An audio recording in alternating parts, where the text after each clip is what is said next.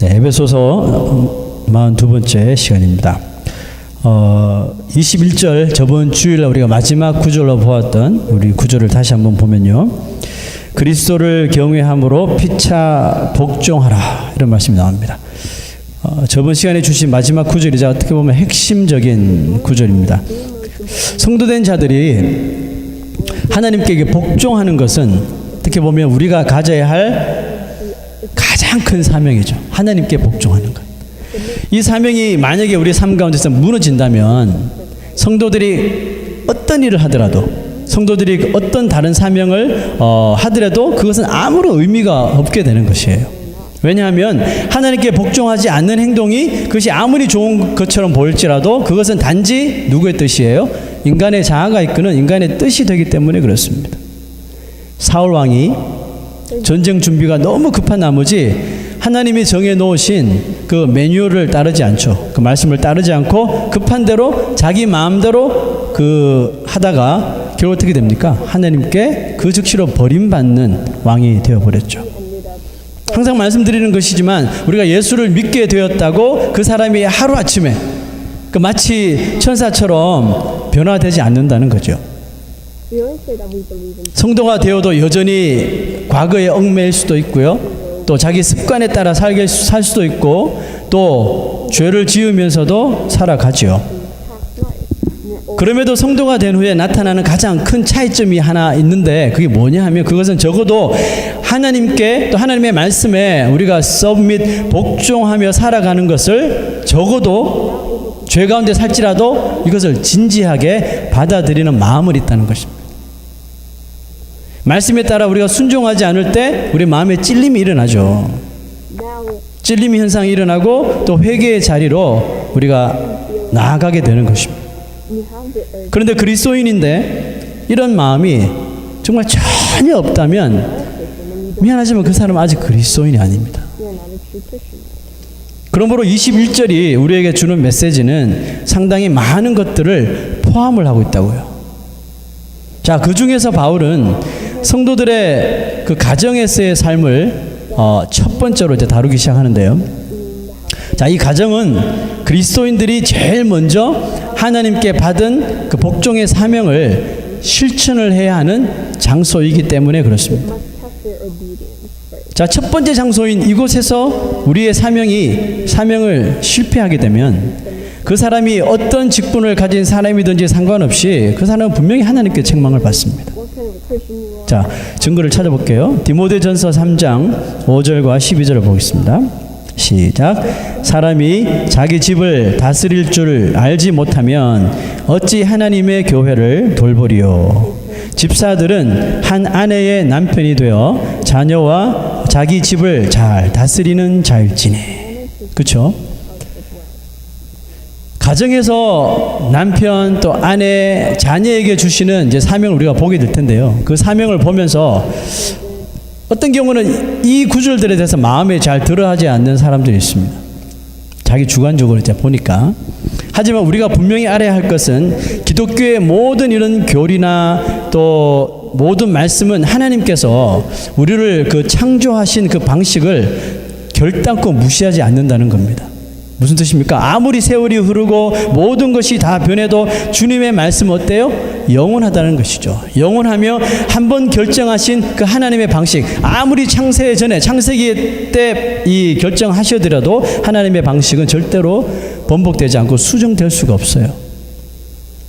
여러분, 만약 성경 구절 가운데 한 구절이라도 아무래도 이 구절은 이 시대에 맞지 않는 것 같아요. 그러니까 이렇게 바꾸어야 돼요 하면서 만약에 시대에 따라 고쳐진다면, 성경 구절이 고쳐진다면 그때로부터 그 하나님의 말씀은 진리가 될 수 없는 거예요. 한번 바꾸는 것 때문에 진리가 될 수 없는 거예요. 하나님의 완전하신 하나님의 속성에도 문제가 생기는 거예요. 왜? 하나님의 말씀이 완전하지 않으니까 하나님도 완전하지 않은 게 되는 거죠. 그리고 기독교는 더 이상 신뢰할 수 없는 종교로 이 세상에서 전락하게 되는 겁니다. 그만큼 기독교 안에서 하나님의 그 말씀은 금보다도 귀하고 정말 무엇으로도 절대로 대체할 수 없는 진리 그 자체인 것입니다. 이제 이와 같은 기독교의 배경을 전제로 오늘 본문의 말씀을 상고해 보길 원하는데요.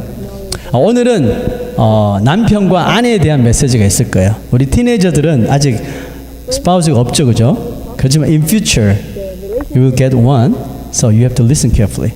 자, 바울은 lady first죠. 아내들이 가정에서 해야 할 사명을 먼저 이야기를 합니다. 22절 다 같이 보죠.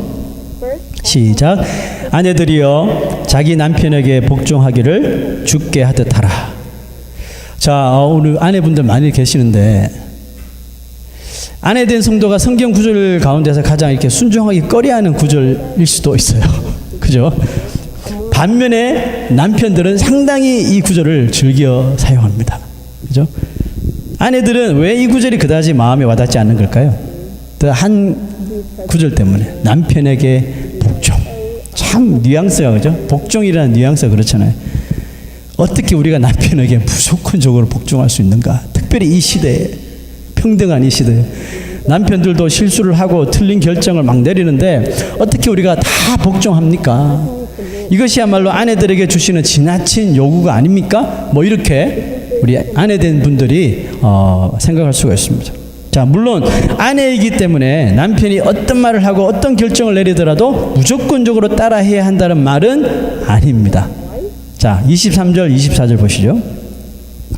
시작. 이는 남편이 아내의 머리됨이 그리스도께서 교회의 머리됨과 같음이니 그가 바로 몸의 구주시니라.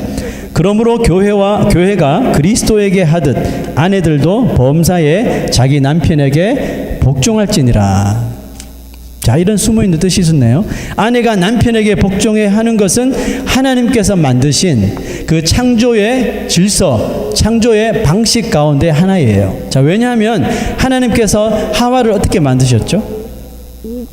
아담을 잠재우고 아담의 몸에서 갈비뼈 하나를 끄집어내셔서 갈비뼈로 만드셨죠. 왜 그렇게 했을까요? 같이 흙으로 만드셔도 되는데 왜 하필 여자는 남자의 몸속에서 뼈를 끄집어내서 만드셨을까요? 이유가 있어요. 무엇이에요? 하와가 아담에게 속하도록 하신 거예요. 갈비뼈로 만들었기 때문에 아담보다 못한 존재라는 게 아니에요, 여러분. 뭐 여자 내 갈비뼈로 만들었네. 그게 아니에요, 여러분. 못한 존재가 아니에요. 하와는 아담 안에서 아담의 부족한 부분들을 어떻게 해요? 채워주는 사명을 하나님께 받은 거예요. 자, 봅시다. 창세기 2장 18절 시작. 여호와 하나님이 이르시되 사람이 혼자 사는 것이 좋지 아니하니 내가 그를 위하여 돕는 배필을 지으리라. 하나님의 목적이 있으셔서 그렇게 만드셨다고요. 하나님께서 아내가 남편에게 복종하도록 하신 이유는 그가 남편의 몸에서 만들어졌기 때문에, 또 여자가 남자보다 육체적으로 약한 존재이기 때문에 그래요. 제 말은 몸이 여자가 남자보다 약하기 때문에 강한 남자에게 복종해야 한다는 말은 절대로 아닙니다. 요즘 그런 여자분이 어디 있나요? 여러분, 약한 존재이기 때문에 복종해야 된다는 소리가 아니라 아내가 약한 존재이기 때문에 남편의 도움을 더 받아야 한다는 그런 의미예요. 이것이 남자는 여자의 머리이며 한 가족 안에서 남편이 또 아빠가 머리가 됨을 말하는 거예요. 자, 여러분, 머리가 없는 몸을 한번 상상해 보세요. 어우, 상상도 하기 싫죠. 바로 그거예요. 창세기에서 보았듯이 여자는 남자를 돕는 그 배필로 하나님께서 창조하셔서 이게 사명이거든요. 아까 이야기했죠? 하나님의 창조 방식은 절대로 변하지 않습니다. 우리의 방식을 하나님께 맞추어 가야죠. 하나님의 방식을 바꾸려고 하시면 안 돼요. 그건 죄입니다. 여자는 남자보다 더 강하게 태어나지 않은 대신에 남자가 할 수 없는, 남자가 보지 못하는, 남자가 하지 못하는 일을 더 잘할 수 있는 재능을 가졌다는 거죠. 육체의 힘만으로는 할 수 없는 부분들을 그 여자들의 그 섬세한 은사를 통하여 감당하도록 해 주셨다는 거죠. 그러므로 여자의 역할은 남자의 힘으로 할 수 없는, 또 남자가 또 할 수 없는, 남자의 능력으로 할 수 없는 부족한 부분들을 채워주는 사명을 가지고 있다는 거예요. 자녀를 출산하고 자녀에게 젖을 먹이고 이런 것들 남자가 어떻게 합니까? 불가능하죠.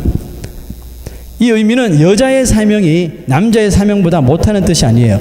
여러분, 만약에 하나님께서 태초에 이제 남자 여자를 만드실 때 남자나 여자나 다 똑같은 파워, 똑같은 체력, 똑같은 힘을 만약에 주셨다면, 여자분들 힘이 진짜 막 세졌다 남자처럼, 자 그렇게 만약에 창조하셨다, 도대체 무슨 일이 여러분 이 세상에서 벌어졌을 것 같습니까? 그리고 지금 이 세상은 어떻게 변화됐을까요? 상상해 보면 즐겁기도 하지만 무섭기도 합니다. 가정에서 남자, 또 세상에서 남자의 역할이 상당히 줄어들었을 것이고요. 또 이런 성폭력 같은 이런 범죄가 뭐 90% 이상이 다 남자를 통해서 일어나는데, 여자들도 똑같은 힘을 가지고 있으니까 뭐 더블로, 트리플로 이 성범죄가 더 늘어나겠죠. 이렇게 생각해 보니까 하나님께서 남자와 여자를 전혀 다르게 만드신 것이 얼마나 이것이 지혜로운 생각인지를 다시 한 번 더 깨닫게 되더라고요. 바울은 교회가 그리스도에게 하듯 아내들도 남편에게 복종하라 이렇게 말씀하셨어요. 교회가 그리스도에게 어떻게 합니까? 여러분, 우리 교회가 그리스도에게 어떻게 하죠? 교회는, 그 교회가 정말 올바른 교회라면 사람들이 그 안에서 싸우고 지지고 볶든지 그걸 다 떠나서 교회는 적어도 그리스도에게 대하여서는 정말 totally support합니다. 제 말이 맞습니까? 교회는 그리스도에게 전적으로 그리스도를 지지합니다. 그게 교회거든요. 왜냐하면 그리스도가 없는 교회는 존재할 수 없기 때문에 그렇습니다. 마찬가지로 아내들도 그들이 예수 그리스도를 좀 100% 서포트 하듯이, 지지하듯이 남편을 이해해주고 지지해주라는 겁니다.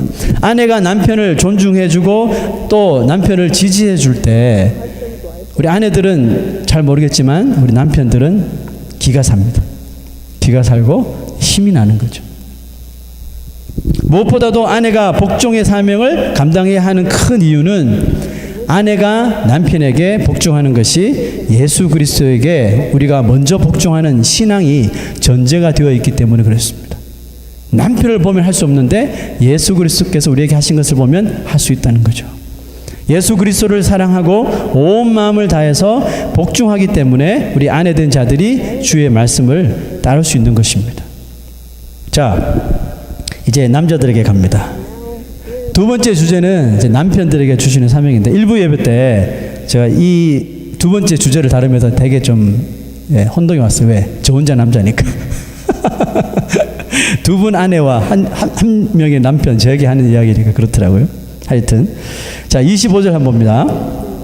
시작. 남편들아, 아내 사랑하기를 그리스도께서 교회를 사랑하시고 그 교회를 위하여 자신을 주심같이 하라. 자, 남편들에게 주신 사명이 뭐예요? 사랑하라. 여자는 복종하라 그랬는데 남편들은 그냥 사랑하라? 뭔가 이게 좀 이퀄리티가 떨어지는 것 같아요. 어찌 보면 아내들에게 주신 사명보다 남편들에게 주신 사명이 훨씬 가벼워 보이지 않습니까? 그렇죠? 하지만 여러분, 남편들에게 주신 사명은 아내에게 주신 그 복종이라고 하는 사명만큼 어렵고 힘든 거예요. 잘 들어보십시오. 남편은 아내를 사랑하는 대상으로 늘 여겨야 합니다. 죽을 때까지. 왜냐하면 여자가 바로 남자의 몸의 일부분으로 창조되었기 때문에 그렇습니다. 여러분, 최초의 남자 아담이 최초의 여자 하와를 아내로 만나죠. 만나자마자 무슨 고백을 했습니까? 다 아시죠? 시작. 모릅니까? 이는 내 뼈 중에 뼈요 살 중에 살이로다, 이런 말 했단 말이죠. 아담이. 우리가 뭐 이런 인용을 하기도 하는데 여러분, 무슨 뜻인지 알고 인용을 하세요? 내 뼈 중에 뼈요 살 중에 살이로다, 이렇게 우리가 말하잖아요. 여러분, 이 고백은 아담이 괜히 한 말이 아니에요. 그냥 갑자기 생각나서 한 말도 아니에요. 이것은 하나님이 첫 번째 첫 남편인 아담에게 주신 남편으로의 사명을 잘 감당하겠다는 아름다운 고백이 담겨 있어요. 다시 한번 보세요. 뼈 중에 뼈. 하나님께서 아담에게 말했을까요? 네 뼈로 이 여자 만들었니? 말했을까요? 그건 잘 모르겠어요. 근데 아담이 이렇게 이야기했다고. 이는 내 뼈 중에 뼈야. 살 중에 살이야. 우리처럼 장미보다 아름답고 이런 말 안 했단 말이에요. 뼈 중에 뼈요, 살 중에 살. 뭐예요? 자, 사명을 이미 알았어요. 아담이 하나님께 남편으로서 주신 사명, 그 하와를 자신의 몸의 한 부분으로 여기고 있다는 거예요. 그래서 뼈 중에 뼈, 살 중에 살이라 그랬단 말이에요. 그러면서 어떻게 해요? 내 몸의 일부니까 내가 아끼고 사랑한다는 정말 아름다운 고백이에요. 자, 이제 의미를 아셨으니까 우리 남편분들 뼈 중에 뼈요, 살 중에 살이라고 이야기하셔야 돼요. 그리고 그 말에 책임을 지셔야 돼요. 아담이 하와를 사랑하는 모습이 저는 이 시대에 뭐 저를 포함해서 우리 모든 남편 된 자들에게 회복이 되어야 된다고 믿습니다. 남편분들 아멘을 안 하시네요. 예? 이 아담의 고백이 이 시대 모든 우리 남편들에게 좀 회복이 되어야 돼요. 왜? 무슨 말입니까? 자기 아내를 내 몸의 일부로 생각을 안 해요. 남남이지 뭐 이런 식으로 생각을 합니다. 너는 너고 나는 나고. 이거 성경적이지 않습니다. 하나님께서 남편들에게 주신 아내에 대한 사명은 뭐예요? 사랑이라 그랬죠. 두 번째도 사랑이고 세 번째도 사랑이에요. 남편에게 주신 사명은 아내를 사랑하고 사랑하고 사랑하고 사랑하고 사랑하고 사랑하라는 거예요. 이게 사명이에요. 이런 노래가 있죠. 당신은 뭘 받기 위해? 사랑받기 위해 태어난 사람. 이런 노래처럼 우리 아내는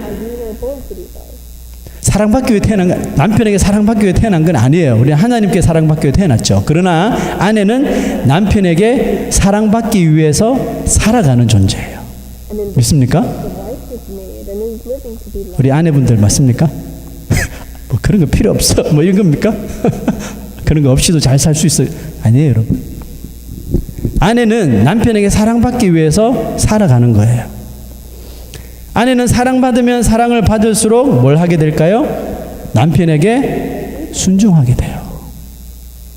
남편의 말을 존중하게 된다고요. 그 아내들이 그렇게 하지 않는 것은 원인이 어디 있어요? 남자에게 있다는 거죠. 같은 남자지만 네, 그렇습니다.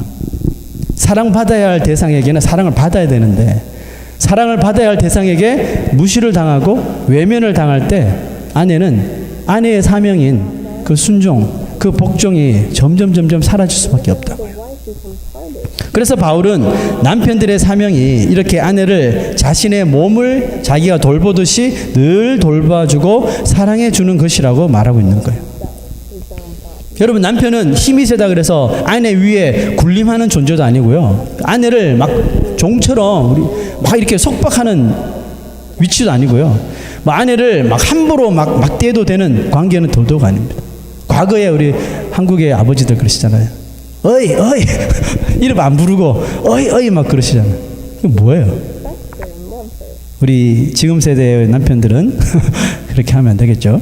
자, 우리 가운데 자기 몸이 자기 소유라고 막 함부로 막 이렇게 학대하는 사람이 있나요? 이거 없잖아요. 정신이 이상하지 않는 이상은 그런 사람이 없어요. 아마 정말 작은 지체라도 하나에서부터 자기 몸을 잘 지키고 가꾸려는 것이 아마 근본적인 생각일 거예요. 자, 29절 한번 보세요. 29절 시작.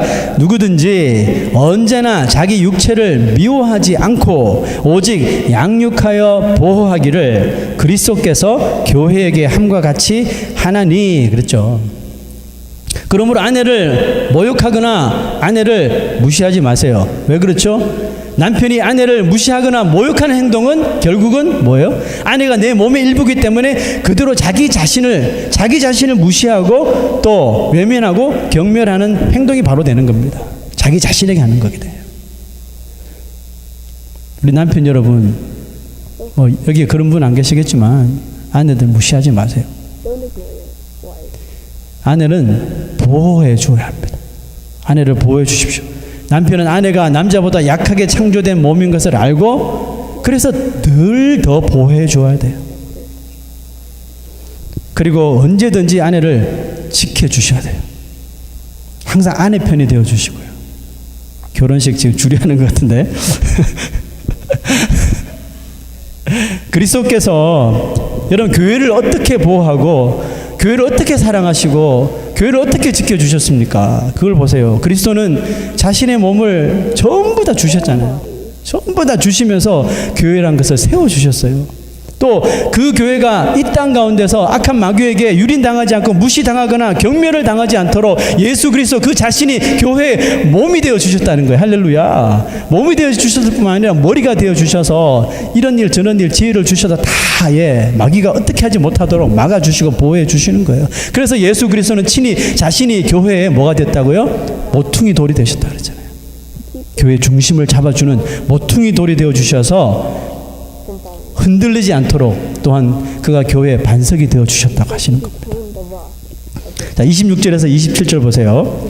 시작. 이는 곧 물로 씻어 말씀으로 깨끗하게 하사 거룩하게 하시고 자기 앞에 영광스러운 교회로 세우사 티나 주름 잡힌 것이나 이런 것들이 없이 거룩하고 흠이 없게 하려 하심이라. 이게 그리스도가 교회에게 한 거예요. 참 멋있지 않습니까? 그리스도의 교회를 향한 사랑은 결국은 교회를 어떻게 해요? 거룩하고 온전하게 세우시는 거예요. 그것을 위해서 예수 그리스도께서 한 몸을 다 바치시는 거예요.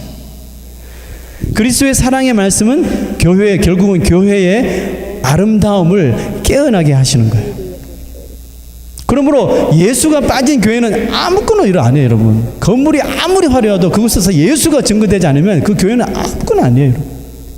그러나 한두 사람이 모인 곳이라도 그곳에서 예수를 사랑하고 예수를 전하고 예수를 믿는 곳이라면 예수 그리스도께서 친히 그 교회를 아름답게 가꾸실 뿐만 아니라 깨어나게 해주시는, 우리의 교회의 비우리를 깨어나게 해주신다는 거예요.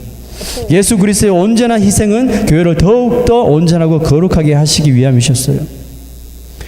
그리스도께서 교회에게 한 것 같이 이렇게 말했죠. 남편 된 자들은 뭘 해야 돼요? 예수 그리스도께서 교회의 모퉁이 돌이 되어주시고 교회의 중심을 잡아주신 것처럼 남편 된 자들이 어떻게 돼요? 아내의 삶의 중심을 잡아주는 반석과 같은 존재가 되라는 뜻입니다. 저 이 말씀 준비하면서 회개할 것들이 너무 많더라고요. 제 아내가 내 중심을 잡아주는 것 같은데 뭐 이런 생각하면서 남편들의 한마디 아름다운 이 사랑의 말을 통해서 아내들은 어떻게 될까요? 아름다워진대요. 믿습니까? 외모가 아름다워지는 것도 있을지 모르겠지만 사랑받으니까 더 가꾸겠죠. 그 내면이 아름다워진대요. 아름다움을 다시 되찾는다고 합니다. 아담과 같이 당신은 내 뼈 중에 뼈요 살 중에 살이라, 내가 아끼고 보호해 줄게, 이런 사랑의 고백을 통해서 아내의 그 비유리가 다시 일깨워진대요. 아름다움을 느끼게 될 것이라는 거죠. 칭찬은 고래도 춤추게 한다면서요.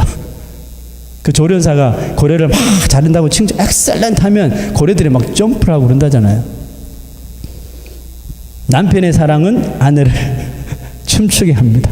맞습니까? 춤까지는 안 가더라도 남편의 칭찬은, 남편의 사랑은 아내를 정말 내가 왜 살지 하는 그 삶의 이유를 찾게 해주는 거예요. 아내가 밖에서 일을 하는 사람이든지 집에서 가정을 돌보든지 남편의 변함없는 사랑은 결국은 그 아내의 수많은 짐을 덜어주는 아주 큰 힘이 될 수 있다는 사실이죠. 자, 바울은 31절에 이렇게, 32절인가요? 네, 이렇게 고백합니다. 시작. 그러므로 사람이 부모를 떠나 그의 아내와 합하여 그 둘이 한 육체가 될지니. 그렇습니다. 남편과 아내는 각자 자기 자신들의 부모를 떠난 사람들이죠. 그죠? 그 서포트에서 이제 벗어난 거예요. 그리고 이제 새로운 인생을 혼자 이제 하는 것이 아니라 under parent에 있는 것이 아니라 with spouse, 이제 자기 자신의 배우자와 새롭게 인생을 시작한 사람들이잖아요. 부모와 자녀라는 그런 이제 관계에서 벗어나서 이제는 남편과 아내라는 그 관계로 바뀌어졌다고요. 이해하시죠? 그런데 여전히 우리가 아내가 있고 남편이 있음에도 불구하고 부모에게 가서 빌부터 사는 것은 합당하지 않다는 것이죠. 물론 부모가 먼저 이렇게 어려워서 도움을 주는 건 상관없지만 이미 결혼 다 한 이 새 가정을 꾸민 남편과 아내가 부모들한테 가서 이건 아니라는 거죠. 성경적으로도 아닙니다. according to the Bible, it is not right to 사람이 부모를 떠나 그의 아내와 합하여 그 둘이 한 육체가 될지니 말씀과 같이 이 남편과 아내는 뭘 해야 돼요? 원발이니까 unification, 하나가 돼야 되겠죠. 연합해 하는 겁니다. 남편과 아내는 더 이상 둘이 아니에요. 한 몸입니다. 창세기 때부터 하나님께서 그렇게 첫 사람을 만들 때부터 그렇게 한 몸으로 만들어 주셨어요. 그래서 연합은 결혼 생활에서 너무나 중요한 하나님이 만드신 가정에서 행복을 만드는 키, 열쇠가 되는 거예요. 성경적으로 부부관계는 정말 너무나도 신비한 것이에요. 그래서 바울은 32절에 이 비밀이 크도다 그랬어요. 여러분, 바울은 결혼했을까요? 안 했을까요? 바울은 평생 싱글로 산 사람이에요. 그런데 창세기 때부터 시작된 그 하나님께서 세우신 남편과 아내의 그 모습을 보며 너무 이것이 이 비밀이 크도다고 느낀 거예요. 사도 바울 자신도 이 부부의 관계 속에 있는 하나님의 계획이 얼마나 놀랍고 신비스러운지라고 말한 거예요. 그리스도와 교회가 뗄래야 뗄 수 없는 신비한 연합 관계에 있듯이 남편과 아내도 아주 신비한 연합을 이루어 한 몸이 되었다는 것입니다.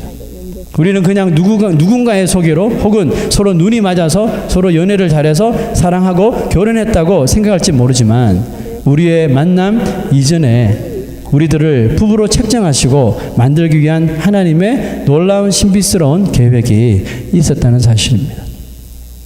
그러므로 이런 말 있잖아요. 하나님이 정해놓으신 것을 사람이 나눌 수 없다, 이런 말씀하신 거예요. 하나님이 이미 정해놓은 것을 왜 사람 마음대로 나누려고 하는 있을 수 없다는 것이죠. 그러므로 우리가 하나님을 믿는 사람이 되었다면, 적어도 지금 하나님을 믿는 사람이 되었다면 부부의 만남을, 부부의 관계를 섣불리 인간적으로 즉흥적으로 생각하지 말라는 뜻입니다. 우리가 각자 남편과 아내의 사명을 땀 흘려 충성할 때 그곳에서 우리는 하나님의 영광을 드러낼 수가 있는 것입니다. 그리스도는 죽으시기까지 자신의 신부인 교회를 위해서 생명을 다 내어주셨잖아요. 이것이 교회를 대하시는 그리스도의 방식이고 지금도 여전히 그리스도는 그렇게 신부인 교회를 대해 주시는 거예요. 그리고 이것이 남편이 아내를, 아내가 남편을 대하는 방식이 되어야 할 줄로 믿습니다. 자, 끝으로 21절을 다시 한번 봅니다. 시작. 그리스도를 경외함으로 피차 복종하라. 자, 영어 성경 보면 submit to one another out of a reverence of Christ. submit to one another. 보세요. 피차하는 거예요. 서로. 우리를 부부로 연합시킨 분은 누구세요? 하나님이시죠.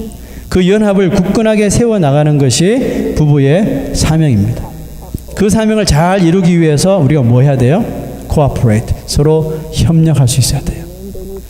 그리스도가 교회를 사랑하고 교회가 그리스도께 복종하듯이 우리 건강한 교회, 우리 모든 부부가 또 앞으로 남편이 되고 아내가 되어야 할 우리 귀한 청소년들, 주의 사랑 안에서 온전한 연합을 이룰 수 있는 우리 모든 커플들이 되시기를 주의 이름으로 축원합니다.